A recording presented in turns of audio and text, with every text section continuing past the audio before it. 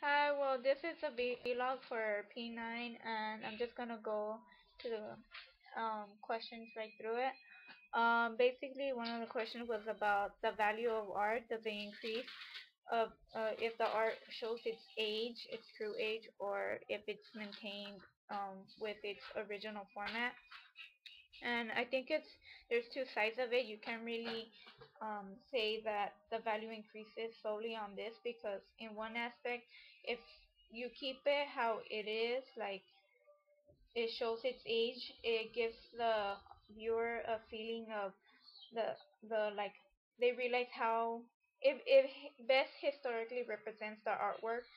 It takes you to a different world in a different society, which is different from now. Like I guess the best example is the Sistine Chapel that they talked about in the book, that there was some controversy whether or not to remaster it, repaint it, because it's gonna be taking away the Michelangelo artwork that he did. So I think that there's pros and cons with it. So the pro of it, of leaving it how it is and letting it decay, is that it allows the viewer to best feel and appreciate the artwork. And then to remaster it, it's true because sometimes there are lines or the art simply does not show the original how it was before, and people do want to know how would it look. So, but the bad thing about that of redoing it is that it's like making a copy. It's no longer an original. Um, so I guess that's another thing about Eva Franco, how they say that originals are. That goes with the second question. The concept of originals, it's so overrated. That's from the book. Basically meaning that it's okay to make copies. That's basically what the art is, making inspirations out of other art. So I guess if for the sake to represent the artwork, sometimes you do need to remaster it or re to make it where is it at? To make sure that the condition is preserved.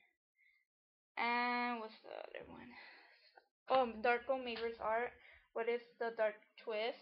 I guess the dark twist behind it is that, well, this is what I thought about it is, sorry, that the phot- photographs, they're very graphic and gruesome. Like I thought they were real. How he makes these fake picture scenarios that might be fake, but it doesn't take away from that his message says that this is the raw and real truth, what's happening, and the media gives false information while ignoring the truth. So, despite even though it's all fake, it's in a. I think his settings are normally in abandoned apartments. Um, he's showing the dirty side of society that the media may not want to project. Um, and how he kind of makes a mockery of the media, how the media pretty much is playing people, but what he does is he plays the media with his own death and the other pictures. So let me go through this. The fake plaque.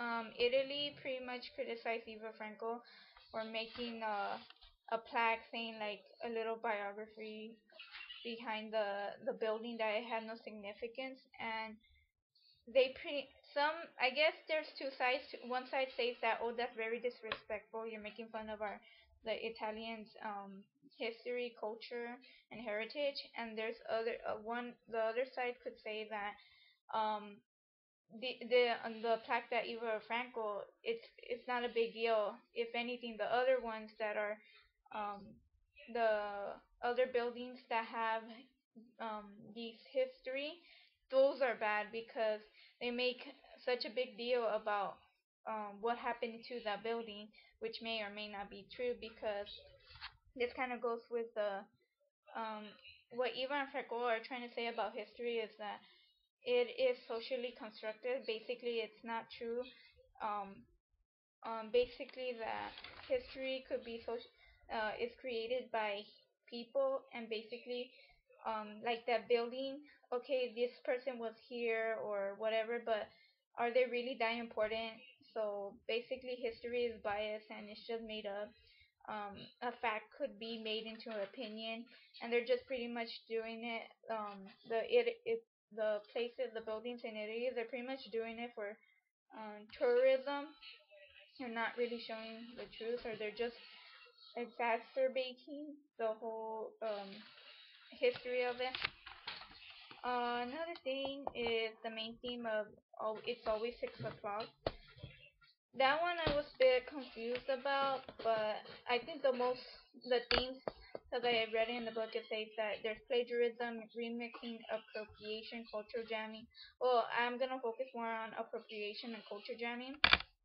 What I got from the toys was pretty much that um all the toys come from different origins of novels, of comic books, of different constructions of cartoon origins, and whether it's kind of representing culture jamming. How there's these I saw a picture that there was these cartoons tying down Winnie the Pooh, and I kind of took from that it shows how society is too. Like if you're from different places, you're gonna we're not comfortable sometimes.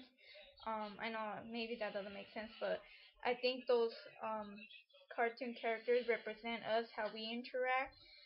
And appropriation, I guess Eva and Franco are trying to, they go to the next level, especially with the Mickey Mouse, like what is appropriate, what is inappropriate, how far can you go? And they pretty much went off the scale of what is appropriate with the Winnie the Pooh. The Winnie the Pooh and the Mickey Mouse hanging himself. So it's just we see these characters in a way which is appropriate, like all cute, cuddly, and what Eva Franco is, they pretty much flipped it. They showed it the crazy side, or the weird side, or the very depressing side of Mickey Mouse. So that's what I got from It's Always 6 o'clock. Another thing, the fake movie that they made up was United We Stand. I think what they're trying to say about America and Hollywood is that America embeds American ideals through propaganda, and one of the ways they do it is movies. Basically, especially war movies, they show how it kind of shows how America is, or United States is two-faced. Like in the media, in the narration of the book of the movie, it narrated how the president had peace. They created a peace organization or something like that, peace protest. But in back behind behind the curtain, they're actually having a secret agency trying to figure out what's going on.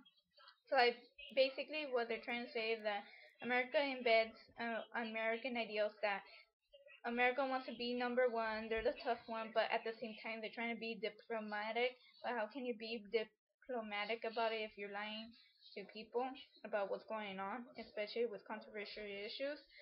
But I guess that's basically what um Eva and Franco want to project in this movie. How easy it is to fool people and make a mockery of sorry, make a mockery of U.S. The U.S. is represented in movies. So yeah, that's what I got from reading the book. And well, thank you for reading my thoughts. And yeah, it was interesting reading this book. Okay, thank you.